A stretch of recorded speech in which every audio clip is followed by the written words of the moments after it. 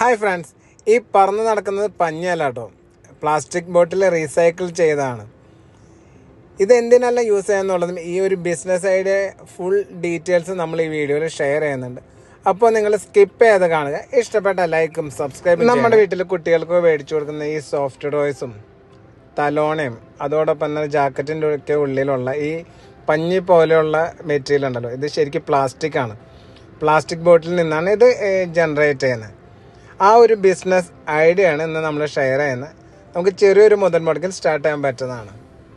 അപ്പോൾ വീഡിയോ കണ്ടിട്ട് നിങ്ങൾക്ക് എന്തെങ്കിലും ഡൗട്ട്സോ കാര്യങ്ങളോ ഉണ്ടെന്നുണ്ടെങ്കിൽ ചോദിച്ചു കഴിഞ്ഞാൽ നമുക്ക് ക്ലിയർ ചെയ്യാൻ പറ്റും. ഈ ബിസിനസ്സിൻ്റെ മെയിനായിട്ടുള്ള റോ മെറ്റീരിയൽ എന്ന് പറയുന്നത് പ്ലാസ്റ്റിക് ബോട്ടിലാണ്. ഈ ബോട്ടിൽ നമ്മൾ ആക്രിക് ഷോപ്പുകളിൽ നിന്ന് അല്ലെങ്കിൽ നമ്മുടെ അവിടെയുള്ള സ്ക്രാപ്പ് ഷോപ്പുകളിൽ നിന്ന് കളക്ട് ചെയ്തതിന് ശേഷം അതിൻ്റെ ടോപ്പും അതായത് ക്യാപ്പും അതോടൊപ്പം തന്നെ ലാബിലും നമ്മൾ റിമൂവ് ചെയ്യണം. അതിനുശേഷം ഇപ്പം നമ്മൾ വീഡിയോയിൽ കാണുന്ന പോലത്തെ ഷ്രെഡർ മെഷീൻ ഉണ്ട്. അതായത് ഇത് കട്ട് ചെയ്ത് ചെറിയ ചെറിയ പീസുകളാക്കുന്നതാണ് ഈ മെഷീൻ. ഇതിലിട്ട് ഷ്രെഡ് ചെയ്തതിന് ശേഷമാണ് നമുക്ക് ഈ മെറ്റീരിയൽ യൂസ് ചെയ്യാൻ. ഇനി നമ്മൾ പുതിയ സ്റ്റാർട്ടപ്പാണ്, നമ്മളധികം ഫണ്ട് ഇൻവെസ്റ്റ്മെൻറ്റ് ചെയ്യാൻ ഉദ്ദേശിക്കണില്ല എന്നുണ്ടെങ്കിൽ നമുക്ക് ഈ ഷ്രെഡ് ചെയ്ത മെറ്റീരിയലായിട്ട് നമുക്ക് മേടിക്കാൻ പറ്റും. അപ്പോൾ നല്ല ക്വാളിറ്റി മെറ്റീരിയൽ ഫുള്ളി വാഷ് ചെയ്ത് നീറ്റായിട്ട് നല്ല വൈറ്റ് കളറിൽ നമുക്ക് അവൈലബിൾ ആയിരിക്കും. ഇപ്പോൾ തൃശ്ശൂരുള്ളവർക്കാണെന്നുണ്ടെങ്കിൽ വലിയൊരു ഇൻഡസ്ട്രിയൽ എസ്റ്റേറ്റിലുണ്ട്. അവർ തന്നെയാണ് എനിക്ക് തോന്നുന്നത് ഓൾമോസ്റ്റ് എല്ലാ കേരളത്തിൽ നിന്നുള്ള മെറ്റീരിയൽസ് മേടിക്കുന്നതും അതോടൊപ്പം കൊടുക്കണം. അത് ഹോൾസെയിലേഴ്സാണ്, നിങ്ങൾക്ക് അവിടെ നിന്ന് മേടിക്കാൻ പറ്റുന്നതാണ്. ഇപ്പോൾ നമ്മൾ ഈ കാണുന്നത് ഷ്രെഡിങ് മെഷീനാണ്. ഞാനിപ്പോൾ അതിൻ്റെ ഒരു വീഡിയോ എടുത്തത് ഇത് എങ്ങനെയാണ് വർക്ക് ചെയ്യണമെന്നുള്ള അറിയാനാണ്. ഷ്രെഡിങ് മെഷീൻ്റെ ഒരു പ്രോബ്ലം എന്താണെന്ന് വെച്ച് കഴിഞ്ഞാൽ ഇത് ബോട്ടിൽ പൊടിക്കുന്ന സമയത്ത് കുറച്ച് സൗണ്ട് ഉണ്ടായിരിക്കും. പിന്നെ ഇതിൻ്റെ മെയിൻ്റനൻസിനും കുറച്ച് എക്സ്പെൻസീവാണ്. സോ നമുക്ക് ഏറ്റവും ബെറ്റർ ഇത് ഷ്രെഡ് ചെയ്തതിന് ശേഷം മെറ്റീരിയലായിട്ട് എടുക്കുന്നതാണ്. അതല്ല കുറച്ചുകൂടി നല്ല അധികം വീടുകളൊന്നും അടുത്തില്ലാത്തൊരു സ്ഥലത്താണെങ്കിൽ നിങ്ങൾക്ക് ഈ മെഷീൻ മേടിച്ചിട്ട് നിങ്ങൾക്ക് ഷ്രെഡ് ചെയ്യാൻ പറ്റും. ഇതിന് ഓൾമോസ്റ്റ് ഒരു 2.5 ലക്ഷം രൂപ to 3 ലക്ഷം രൂപയാണ് കോസ്റ്റ് വരാം. മെഷീൻ്റെ വലിപ്പം കൂടുന്നതിനനുസരിച്ച് ഇതിൻ്റെ റേറ്റും വ്യത്യാസം വരും. ഈ കാണുന്ന ഒരു മെഷീനിൽ പെർ ഡേ ഒരു 150 കിലോനൊക്കെയാണ് നമുക്ക് ഷ്രെഡ് ചെയ്യാൻ പറ്റുക. ബോട്ടിൽ ഷ്രെഡ് ചെയ്ത് കഴിയുമ്പോൾ വളരെ ചെറിയ പീസുകളായിട്ടാണ് ഉണ്ടായിരിക്കുക. അത്തരം പീസുകൾ വേണം നമ്മൾ നേരത്തെ കാണിച്ച ഫോം ഉണ്ടാക്കാനായിട്ട് യൂസ് ചെയ്യേണ്ടത്. ഇപ്പോൾ ഈ വീഡിയോയിൽ കാണുന്ന പോലെ ചെറിയ ചെറിയ പീസുകളാണ്. ഇതിലിപ്പോൾ എന്ന് വെച്ച് കഴിഞ്ഞാൽ മിക്സഡ് ആണ്, വൈറ്റും ഗ്രീനും കൂടി മിക്സ്ഡ് ആയിട്ടാണ് ഇത് ഷ്രെഡ് ചെയ്തത്. ഇതാണ് നമ്മൾ നേരത്തെ പറഞ്ഞ ഫോം മേക്ക് ചെയ്യുന്ന മെഷീൻ. മുൻപ് ഇത് ജർമ്മനിയിലും അതോടൊപ്പം തന്നെ റഷ്യയിലും ഒക്കെയാണ് അവൈലബിൾ ആയിരുന്നത്. നമ്മുടെ നാട്ടിൽ 1-2 സ്ഥലത്താണ് ഈ പ്രൊഡക്ഷൻ യൂണിറ്റ് ഉള്ളത്. അവർ ഈ ജർമ്മനിയിൽ നിന്നും റഷ്യയിൽ നിന്നൊക്കെ ഇമ്പോർട്ട് ചെയ്യാണ് ചെയ്തിരുന്നത്. അതുകൊണ്ട് തന്നെ അതിന് വളരെ വലിയൊരു കോസ്റ്റാണ് വരുന്നത്. അതോടൊപ്പം തന്നെ അതിൻ്റെ മെയിൻ്റനൻസും ഇവിടെ അവൈലബിൾ ആയിരുന്നില്ല. ഇപ്പോൾ നമ്മുടെ നാട്ടിൽ അതായത് കേരളത്തിൽ പെരുമ്പാവൂർ ഈ മെഷീനറി പ്രൊഡക്ഷൻ ചെയ്യുന്നുണ്ട്.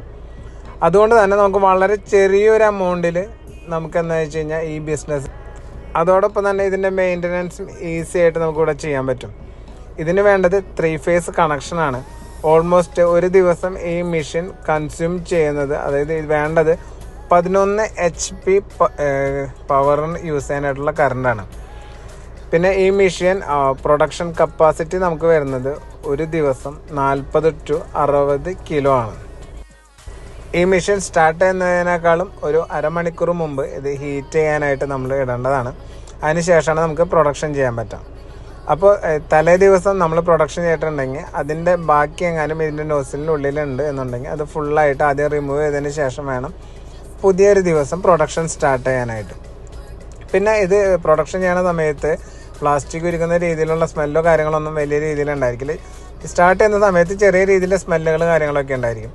അപ്പോൾ അത് ബുദ്ധിമുട്ടുള്ള സ്ഥലങ്ങളിലാണെങ്കിൽ നമുക്കിത് വർക്ക് ചെയ്യാൻ പറ്റില്ല. അപ്പോൾ കുറച്ചുകൂടി മുള്ളേരിയാണ് ബെറ്റർ ആയിരിക്കാം. വർക്ക് ചെയ്തതിന് ശേഷം നമുക്ക് ഇപ്പോൾ ഈ കാണുന്ന പോലെ പഞ്ഞി പോലെയാണ് നമ്മൾ പൊടിച്ച പ്ലാസ്റ്റിക് നമ്മുടെ അടുത്തേക്ക് വരാം. അപ്പോൾ എന്ന് വെച്ച് കഴിഞ്ഞാൽ വേറൊരു രീതിയിലുള്ള സൗണ്ട് ഉണ്ടായിരിക്കില്ല. വളരെ ക്ലിയർ ആയിട്ട് നല്ല വൈറ്റ് ഫോംസ് ആയിട്ട് ഇത് മാറും. ഇതിൽ ശ്രദ്ധിക്കേണ്ട ഒരു കാര്യം എന്ന് വെച്ചാൽ പ്രൊഡക്ഷൻ സമയത്ത് ഇതിൻ്റെ ടെമ്പറേച്ചർ എല്ലാ സമയത്തും കറക്റ്റായിട്ട് കോൺസ്റ്റൻ്റ് ആയിട്ട് മെയിൻറ്റെയിൻ ചെയ്യണം. ടെമ്പറേച്ചർ കൂടി കഴിഞ്ഞ് കഴിഞ്ഞാൽ ഈ ഫോംസിൻ്റെ കളറുകൾ ചെയ്യും.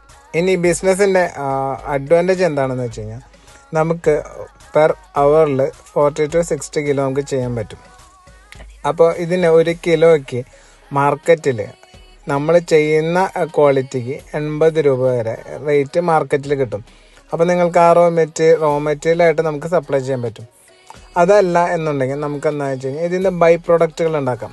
ഞാൻ എപ്പോഴും സജസ്റ്റ് ചെയ്യുന്നത് അത്തരത്തിലുള്ള ബിസിനസ്സാണ്. അതായത് നേരത്തെ കാണിച്ച പോലെ സോഫ്റ്റ് ടോയ്സോ അതല്ലെങ്കിൽ തലോണയോ അതല്ലാന്നുണ്ടെങ്കിൽ ജാക്കറ്റുകളോ നമുക്ക് മേക്ക് ചെയ്യാൻ പറ്റും. അതിൻ്റെ ഫില്ലിങ്ങിനുള്ള ഒരു മെഷീൻ കൂടി മേടിച്ച് കഴിഞ്ഞ് കഴിഞ്ഞാൽ നമ്മൾ റോ മെറ്റീരിയലായിട്ട് 80 രൂപയ്ക്ക് കൊടുക്കുന്നത് നമുക്ക് 200 to 250 രൂപ 300 രൂപ നമ്മൾ ചെയ്യുന്ന പ്രൊഡക്റ്റിൻ്റെ വിലയ്ക്ക് അനുസരിച്ചിട്ട് ചെയ്യാൻ പറ്റും.